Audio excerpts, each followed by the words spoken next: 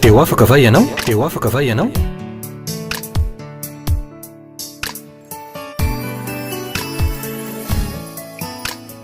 Fandarany iarana fiangonana Refi Androndra kely. Eny ary tompoko fifaliana lehibe ho ahy indray ny manolotra ny arahaba ho anareo rehetra zay efa eo apototry ny fahita lavitra amty androany ity.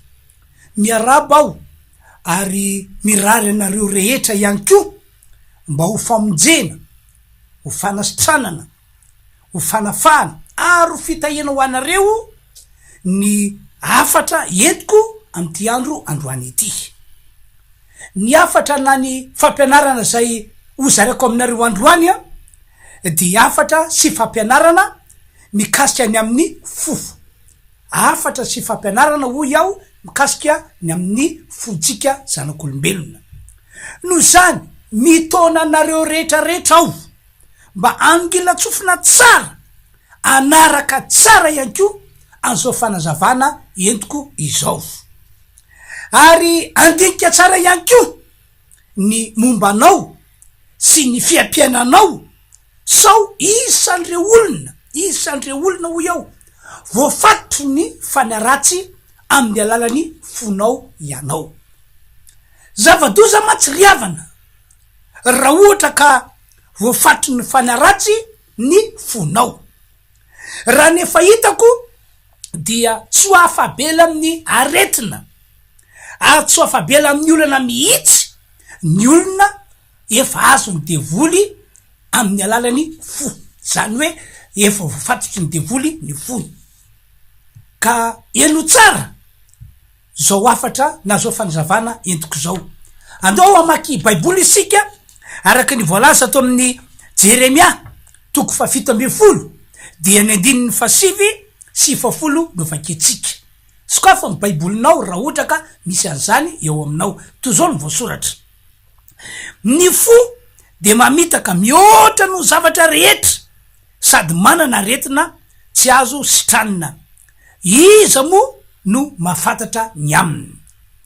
10 izao Jehova no mpandinika ny fo sy mpamantatra ny voa mba hanome ny olona rehetra araky ny aleny avy de araky ny vokatry ny asany.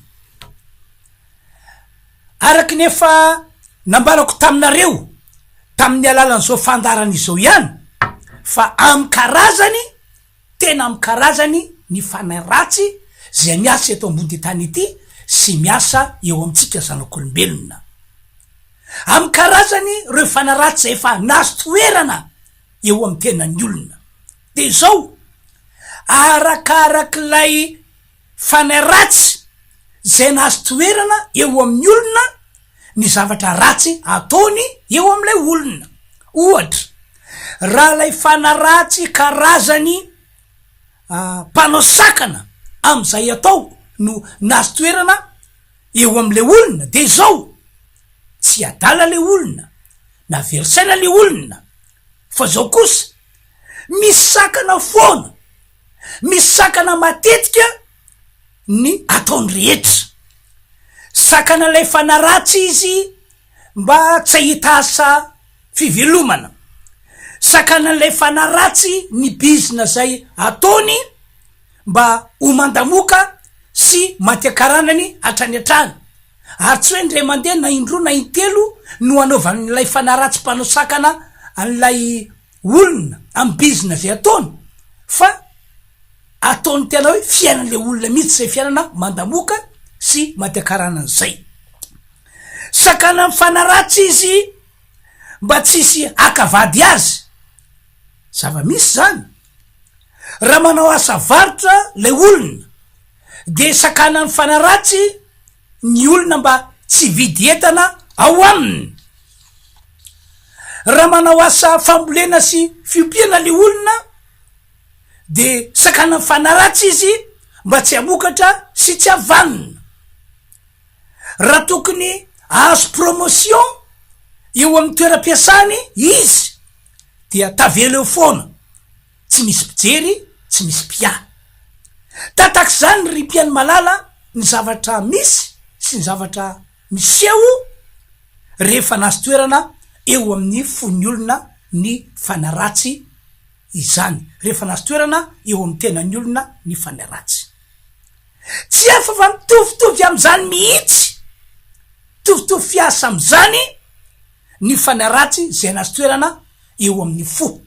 Zany hoe le fanaratsy spesial mpamatotra ny fo. Toy zao ny fisehoany.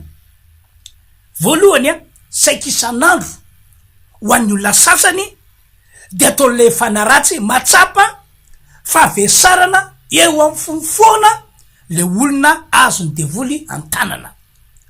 Tsy fantany hoe fa maninona ary misinina fa ny zavatra tsapany fotsiny de zao misy zavatra mahavesatra azy foana ao amin'ny fony ao. Ohatra, malahelo lava izany izy, mora kivy zany izy, mora mamofo zany izy, tsy mazaka teny marary zany izy, tsy mazaka olana zany ihany koa izy. Zany ry havana no zavatra tsy maintsy miseho eo amin'ny olona efa azony devoly an-tanana ny fony. Faharoa, sarotra amin'ny olona voafatotra eo amin'ny fo ny mamela heloka an'ireo olona zay nanisy ratsy azy. Fantany ihany fa tsy mety ny mitana lahelo, na ny hoe tsy mamela heloka, na ny hoe manao andolo-po. Fantany zany. Fantany ihany koa ny fampianaran'i Jesosy Kristy mikasiny amin'ny famelan-keloka. Fa izao tsy vitany mihitsy ny anao an'izany. Tsy vitany mihitsy ny amela heloka olona. Voaingana zao vao tamin'ny herinandro lasa iny no tafaresaka tamina vehivavy anankiray ao. De zao ny teniny, tsy vitako pastera ny amela heloka azy aho. Tena tsy vitako mihitsy pastera ny amela heloka azy aho. Efa tena simba ny foko, efa tena maratra ny foko. Kanefa nge tsy solution ho azy amin'ny zavatra rehetra manjo ho azy raha ohatra ka tsy amela heloka izy, raha ohatra ka tsy anadino fony izy. Ekena fa ratsy nataon'le olona, tsy nety nataon'le olona, fa ny fampianaran'ny baiboly de tsy maintsy mamela heloka raha hitahita an'Andriamanitra miasa. Ka rehefa zay nambarako zay rehefa nazo toerana eo amin'ny fony olona ny fanaratsy mpamatotra ny fo, de sarotra amin'ny olona ho ao ny mamela heloka. Tena sarotra ary tsy vitany mihitsy. Tsy izy anefa no tsy te hamela heloka, tsy le olona, fa lay fanaratsy zay efa nazo toerana eo amin'ny fon'le olona, lay fanaratsy mihitsy no mibaiko azy mba tsy hamela heloka, no mibaiko azy mba tsy anadio ny fony. Na ihany koa vitany ihany ny mamela heloka, vitany, fa saingy ateoriana dia tsaroany tapoka indray le zavatra ratsy nataon'ny olona taminy, ka miverina indray ny fankalany de ny fankalany fony aveo. Zany no antony mahatonga amin'ny teny hoe sarotra amin'ny olona tompoko, sarotra amin'ny olona zay voafatotry ny fanaratsy eo amin'ny fo ny mamela heloka an'ireo olona zay nanisy ratsy azy. Zao anefa tena olana ateraky zany. Akoatra ny fonao efa marary lava, mavesatra lava, dia hitondra olana hafa ihany koa, ary hitondra olana be de be eo amin'ny fiainanao ny fanaratsy mpamatotra ny fo.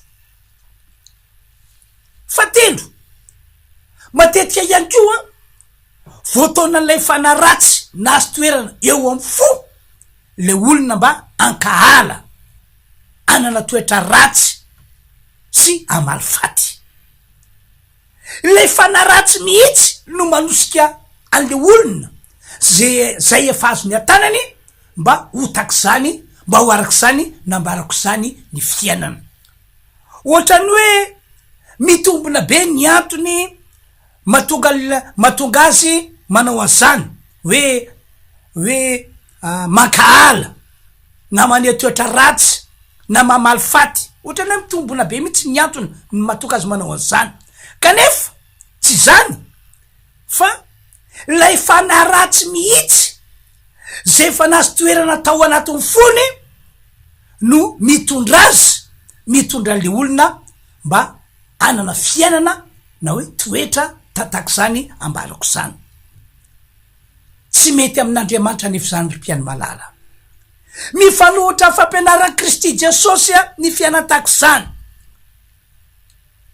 zany nge no antony natonga Jesosy na mpianatra hoe raha mitsagana mivavaka ianao ka misy olona anananao alahelo dia avy alao aloha ny eloko zany olona zany vao toizanao ny vavaka satria tsy afaka ny any vavaka tsy afaka ny amaly vavaka ny olona tsy mbola namiala heloka ny tompo zany ihany koa ke no antony natonga ny tompo Jesosy na mpianatra hoe ranona ny fahavalinao tsy hoe ankalainao izy na ankorainao izy fa ho Jesosy ranona ny fahavalinao ome hoanina raha mangeteta ny fahavalinao de ome rano hosotrona izy de mbola nanao fampianarana ihany koa Jesosy hoe aza manisy ratsy ny olona zay nanisy ratsy anao satria tsy mety amin'Andriamanitra ny fiainana tak'izany mifanohitra fampianarana Kristy ny fiainana tak'izany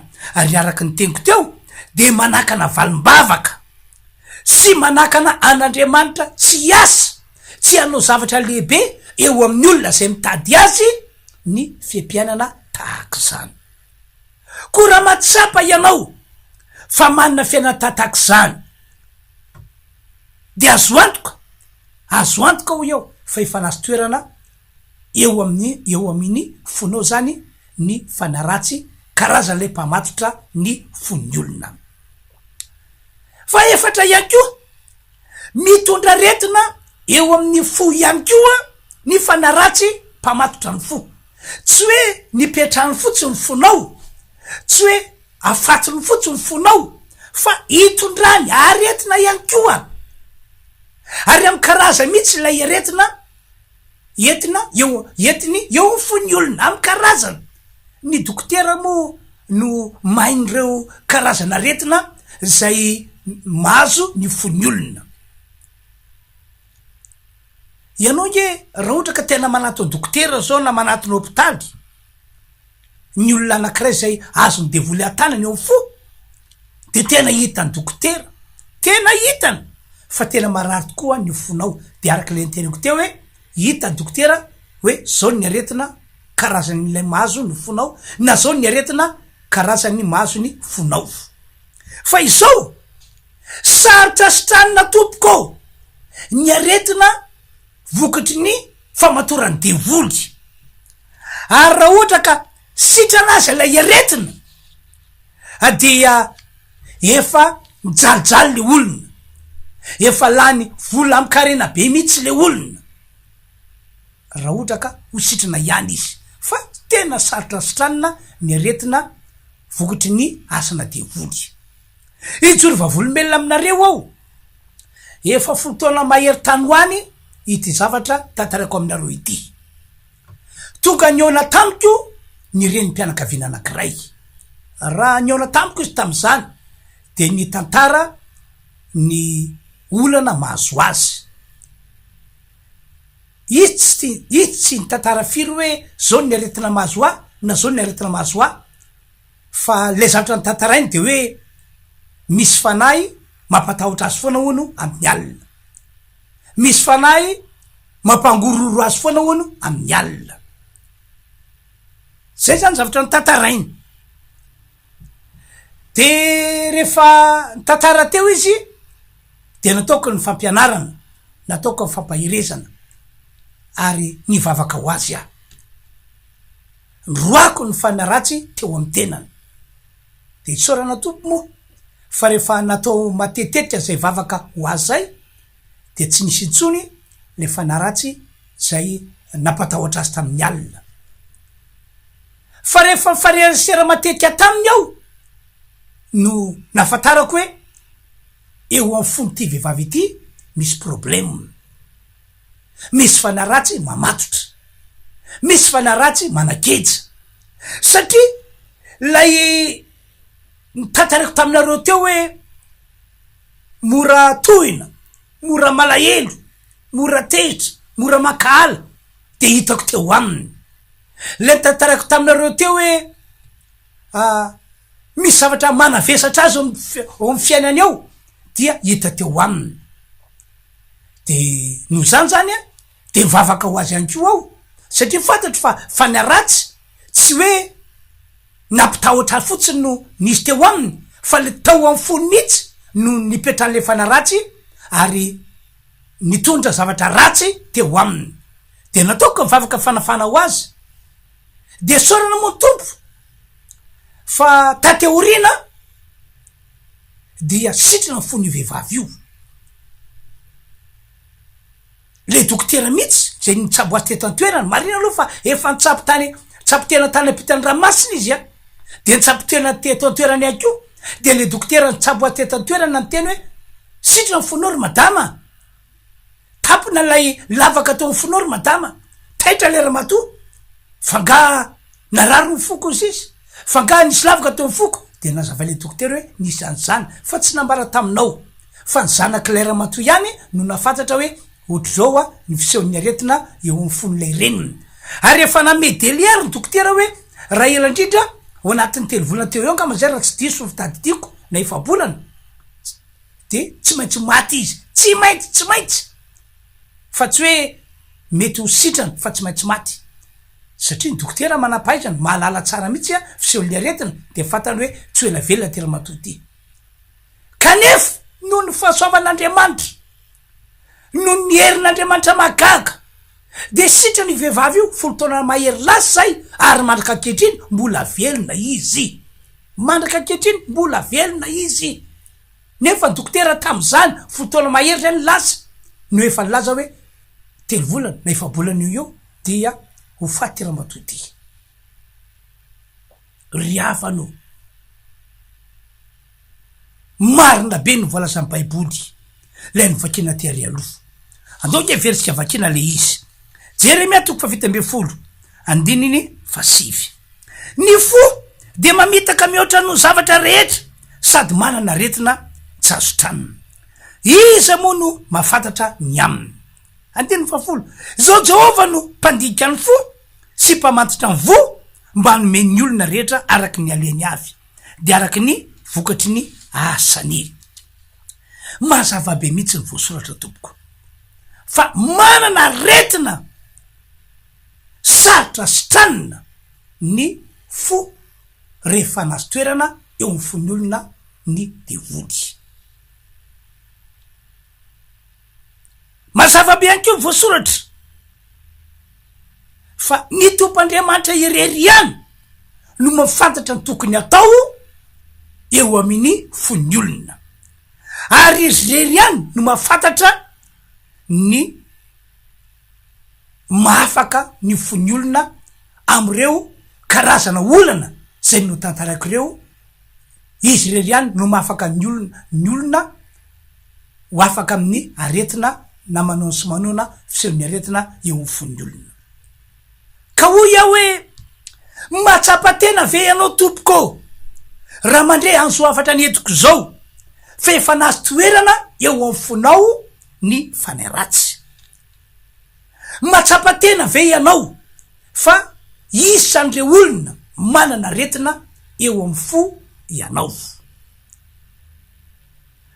Matsapa tena ve ianao fa isan'ireo olona efa afa-po tamin'ny fitsaboana tatsy teroa mba ho fanasitranana ny fonao ve ianao.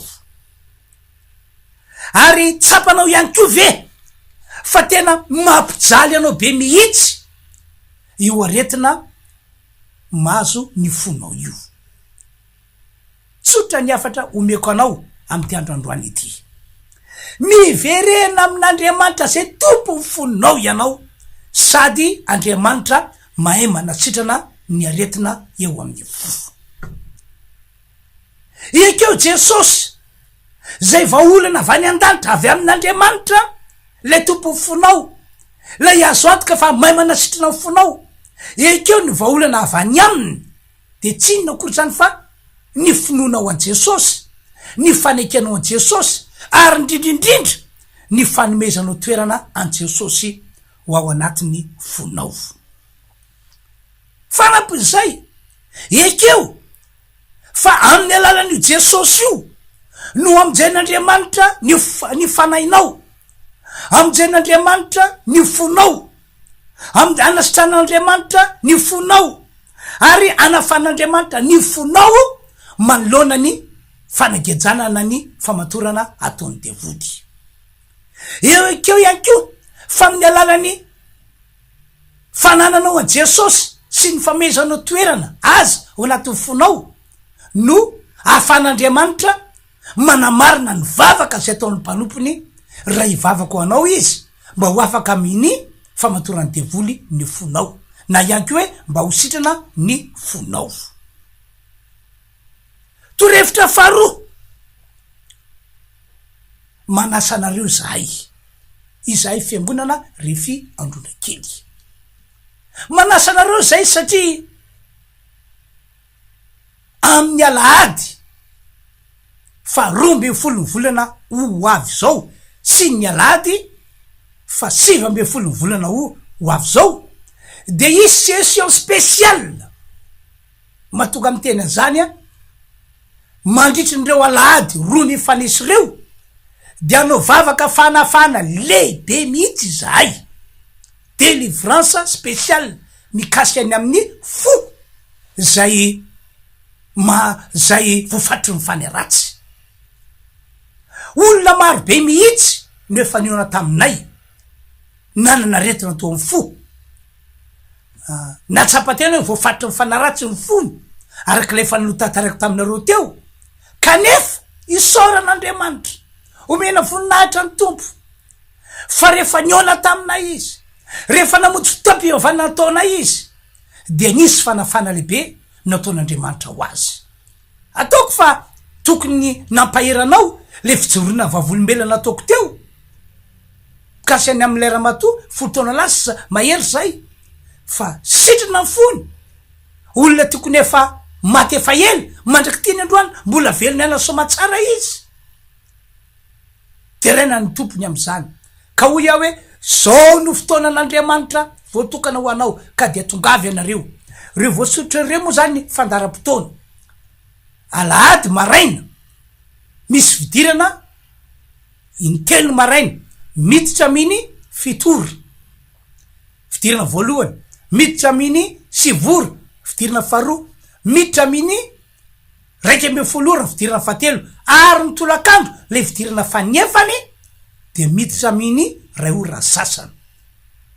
Ano vavaka manokany izahay ho andreo olona voafatry ny devoly amin'ny fo, mino zahay fa raha tonga ianareo amin'ny Alahady 12 volana ho io sy ny Alahady 15 volana ho, mino fa amonjy anareo Andriamanitra, anasitrana anareo ny tompoandriamanitra ary anafaka anareo amin'ny alalan'i Jesosy Kristy sy amin'ny alalan'ny vavaka ataonay ny tompoandriamanitra tsotovo, omena azy ny tera sy ny aja ary ny voninahitra.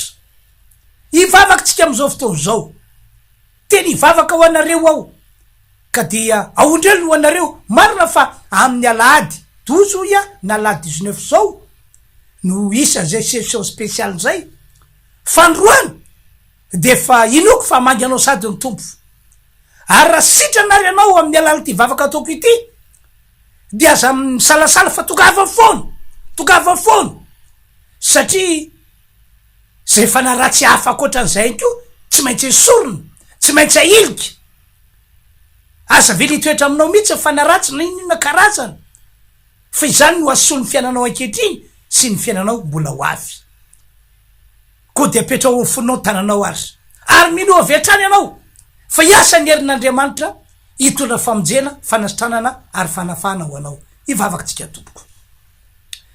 Ry Andriamanitra raiky malalo, raiky masina zay ny an-danitra, misaotra anao noho ny alehibe ny fahasoavanao ka afaka nanambarany teninao tamin'ity androandroany ity, nampafantatra ny olona fa misy ny fanaratsy karaza le mpamatotra ny fo mpanekejany fo ka androany reo zay matsapa-tena fa voafatotra ny fony nazahoany devoltoerana fony avy aloha ny eloka vitany ary vonjeo amin'ny alalan'ny vavaka ataoko zao izy amin'ny anarany Jesosy Kristy mandidy ny fanaratsy ao zay mipetraka ao fony olona sy mamatra fony olona miala tanteraka mandidy zany amin'ny fahefana sy ny ereo miala amin'ny anarany Jesosy Andriamanitro tompo sy mpamonjy anao ianao no iasa amin'ny androandroany ity hitona fahasoavana lehibe ho andre olona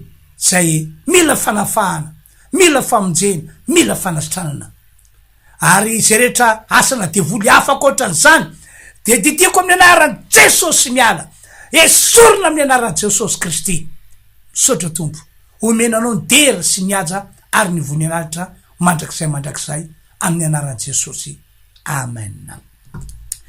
Zay zany tompoko no afatra nentina ho anareo tamin'ity androandroany ity fa ny zavatra anankiray mbola tiako amafisina de zao tianao ny tompo Andriamanitra tsy kisendrasendra akory ninona andrenesanao ny afatra nentina androany mikasika ny amin'ny asana devoly na ny famatorany devoly eo amin'ny fony olona ary zao afatra ianinao zao de afatra avy amin'ny tompo satria toka amin'ny fotoana amonjen'Andriamanitra anao anasitranan'Andriamanitra anao sy anafan'Andriamanitra anao noho zany de tiako anao ivavaka androany rampitso amin'ny herinandro ity mandra-patokany fotoana saboa alahady fa 12 volana ho io sy ny alahady fa 13 volana ho ivavaka anao mba tsy sakatsakana anakanany devoly anao fa andro spesialy natokan'Andriamanitra ho anao io andro io ka dia tonga afa tompoko ary mialohan'ireo andro io de afaka miona aminay ianareo afaka miona amiko ianareo afaka miona amindre mpanompon'Andriamanitra mpiara-miasa amiko ihany ko ianareo ao fiagonana Refy Androdrakely tongava fa fahasoavana ho anao zany zay zany tompoko ny afatra ka dia mametraka ny mandram-piona aminareo rehetra izahay veloma tompoko amin'ny herin'ny ray. Eo afaka va ianao